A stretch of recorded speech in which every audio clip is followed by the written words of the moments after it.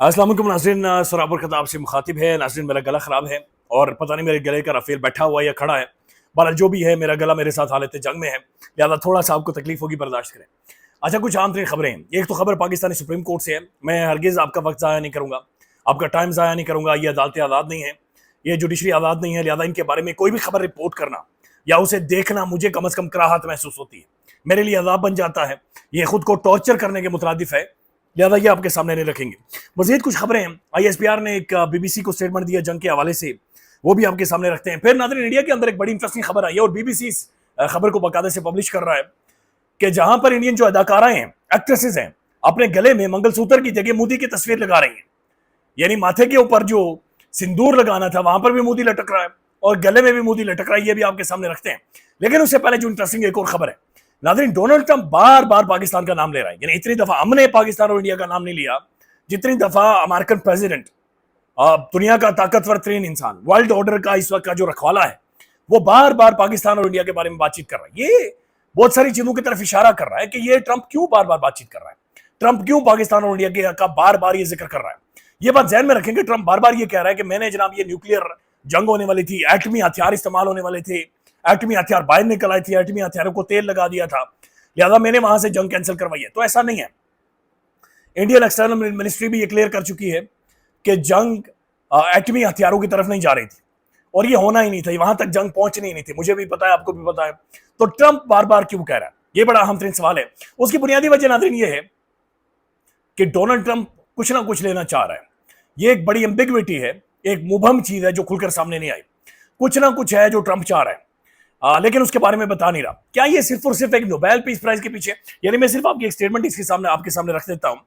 Trump की जो हालिया स्टेटमेंट है, डोनाल्ड ट्रंप ये कह रहा है पाकिस्तान के लोग बेहतरीन हैं और उसके रहनुमा अजीम हैं, लोग बेहतरीन है और रहनुमा अजीम है।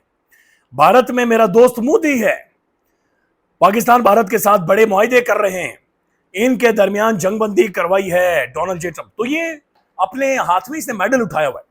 यानी एक तरफ ये मिडिल ईस्ट में जाता है, उन्होंने ऊंट भर भर कर, ऊंट लाद लाद कर इसे सोना, दौलत, डॉलर, पाउंड, वो सब कुछ दिया, अंबार उन्होंने पैसों के लगा दिए। उनके साथ भी जब भी ये कंपैरिजन ड्रॉ करता है या उनके पलड़े में जाकर पाकिस्तान और इंडिया की इस तनाज़ी को ये खड़ा कर देता है। ये क्यों कर रहा है? इतना बड़ा तनाज़ा नहीं था, इतनी कोई खौफनाक जंग नहीं थी, कोई एटमी हथियार नहीं चल गए थे, कुछ भी नहीं हुआ था। उसकी बुनियादी वजह यह कि नाज़रीन इंडिया के साथ तो वो ट्रेड कर रहा है और इंडिया के जो रस्से हैं वो खींच रहा है, टिम कुक के जरिए, एप्पल के जरिए जो स्टेटमेंट है वो दे रहा है, वो तो नजर आ रहा है। फिर पाकिस्तान का भी उसी पलड़े के अंदर नाम क्यों ले रहा है? नाज़रीन, इसकी नजरें पाकिस्तान के मिनरल्स पर है। ये पाकिस्तान के मिनरल्स के पीछे है। ये बहुत 2 नंबर किस्म का बंदा है, ये भी हराम खोर है और दुनिया भर में ये बदमाशी के लिए मशहूर है। लिहाजा पाकिस्तान में बड़ा एविडेंट है और बड़ा क्लियर है कि ये पाकिस्तान में मिनरल्स के पीछे है। पाकिस्तान के जमीनों के नीचे जो जेवरात हैं, जो खरबों डॉलर्स की दौलत पड़ी हुई है, ये उनके पीछे है और ये किसी ना किसी तरह की कोई ऐसी डील बनाना चाह रहा है। ये at the end of the day इस चीज को ट्रॉफी कहलाएगा कि ना मैंने पीस डील करवाई थी और उसके बाद देखे मैं ये मदनियात देकर आ गया हूं, देखे मैं ये मिनरल्स लेकर आ गया हूं, देखे मैंने इंडिया के साथ ये कर दिया, देखे मैंने पाकिस्तान के जमीनों के नीचे से मदनियात जेवरात निकाल कर लेकर आ गया हूं। अब वो जो मदनियात वाला बिल है वो ज़ाहिर इमरान खान की एक स्टेटमेंट के बाद फंसा हुआ है। खान ने कहा कि उसका नाम भी नहीं लेना किसी ने, और अगर कोई नाम लेगा भी तो पहले मेरी परमिशन लेगा, उसके बाद आकर लेगा। तो वो बिल फंसा हुआ है। लेकिन जो ट्रंप बार बार कर रहा है ये बहुत ही ज्यादा गैर मामूली है, जिस तरीके से वो इंडिया और पाकिस्तान के बारे में बातचीत कर रहा है। फिर नाज़रीन, डोनाल्ड ट्रंप ने जो ये हाल किया है साउथ अफ्रीकन प्रेसिडेंट के साथ, ये गैर मामूली है। एक तो ये बंदूक को खुद बुलाता है, वहां पर मीडिया ऑन कर देता है और फिर वहां पर ये जलील करता है। व्हाइट हाउस में एक और हाई प्रोफाइल तकरार, जब डोनाल्ड ट्रंप को सफेद फार्म नस्ल कशी के दावे पर कतरी तैयारे का ताना मिला। अब ये साउथ अफ्रीकन प्रेसिडेंट है, शदीद तरीन इनके ऊपर प्रेशर है। अमेरिकन ने जो सफेद फार्म अफ्रीकी हैं उन्हें अपने मुल्क के अंदर जगह भी दी है। उसके बाद ये व्हाइट हाउस के अंदर आता है, ट्रंप से मुलाकात करवाता है, अपने साथ गोल्फर्स भी लेकर आता है, अपने साथ एक बड़ा बिजनेसमैन भी लेकर आता है, चिट्टे लोगों को लेकर आता है।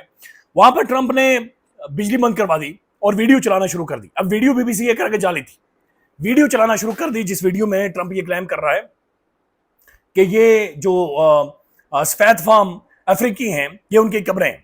BBC उन वीडियोस को जाली, फिर उसने बहुत सारी ऑडियोज भी चलाई हैं। तो ये बड़ा बुरा महसूस किया अफ्रीका के सदर ने। उसने कहा कि सर मैं माजरत चाहता हूं, मैं आपको जहाज नहीं दे सकता।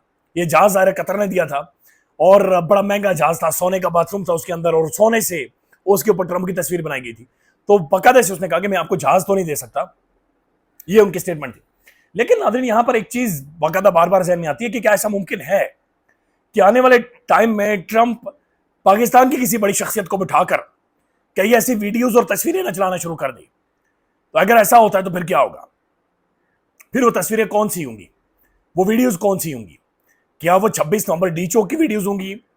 क्या वो 9 मई की वीडियोज होंगी? ये तस्वीरें होंगी, कौन सी होंगी? क्योंकि ये बंदा ऐसा ही है, ये कर सकता है, ये बिठाकर मीडिया के सामने कर सकता है और ये वीडियोज और तस्वीरें बाकायदा से चला सकता है। सो ये चीज बार बार एक महसूस की जा रही है हर जगह पर कि ये कहीं किसी और मुल्क के साथ या कम से कम पाकिस्तान के किसी बड़े लीडर के साथ या बड़ी शख्सियत के साथ ऐसा ना कर जाए। लिहाजा सबको बड़ा केयरफुल रहने की जरूरत है। नाज़रीन इमरान खान की भी स्टेटमेंट आई है, लेकिन उससे पहले ये मैं इंडियन एक्सटर्नल मिनिस्ट्री की जो स्टेटमेंट आपके सामने रख देता हूं। इंडिया के की खुजदार वाक़िस में मुलविस होने की तरदीद। इंडिया कह रहा है कि जो खुजदार के अंदर वाक़या हुआ है, जहां पर फितना अल हिंदुस्तान ने, पहले ये फितना अल ख्वारिज थे, फितना अल हिंदुस्तान है, उन्होंने जो बच्चों के ऊपर अटैक किया है उसे इंडियन जो एक्सटर्नल मिनिस्ट्री है वो डिनाई कर रही है, हमने ऐसा नहीं किया। देखिए ISPR या फौज कह रही है हमारे पास सबूत मौजूद है, इंटेलिजेंस कह रही है सबूत मौजूद है, हमारी जो गवर्नमेंट है वो कह रही है सबूत मौजूद है। अगर सबूत मौजूद है और इंडिया हमारे मुल्क में बच्चों को मार रहा है, फिर हमें इंडिया पर अटैक करना चाहिए।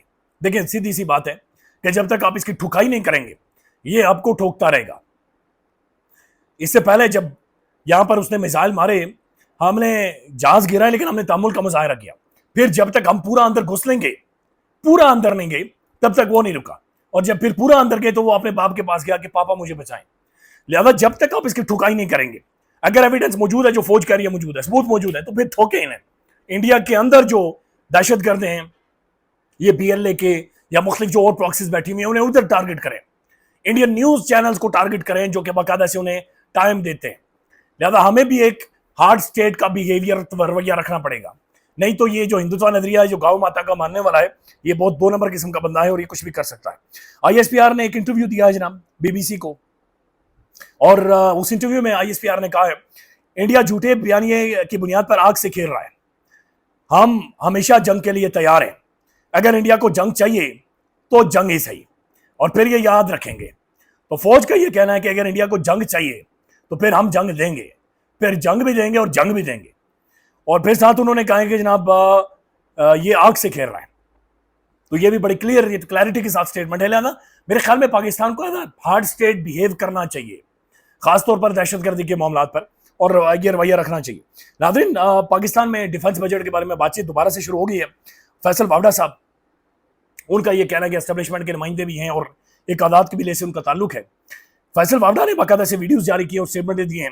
फैसल वावड़ा ये कह रहा है अब डेवलपमेंट की नहीं, डिफेंस की बात करना होगी, डिफेंस बजट 3 गुना बढ़ाना होगा, डिफेंस बजट 3 गुना बढ़ा। ये उस मुल्क में बातचीत कर रहा है जिसमें रोटी नहीं मिलती, जिसमें 2-2.5 करोड़ या मेरे ख्याल में उससे ज्यादा लोग हैं जो 2 वक्त का खाना, बल्कि जो गुर्बत की सतह से नीचे लोग हैं वो उनकी बड़ी तादाद है। उसके बाद फैसल वावड़ा कहता है हमें दिफाई बजट बढ़ाना पड़ेगा, फौज की तनख्वाहों को 2 गुना करना पड़ेगा, मुराद बढ़ानी पड़ेंगी, अपने शाही खर्चे तरक्याती मंसूबे रोकने पड़ेंगे, सबको साथ खड़ा होना होगा, दिल बड़ा करना होगा, और डिफेंस बजट में खुला इजाफा, 4 गुना इजाफा फैसल वावड़ा के मुताबिक हमें करना होगा और हमें करना चाहिए। ख्याल रखिएगा, अपडेट करेंगे। अल्लाह हाफिज।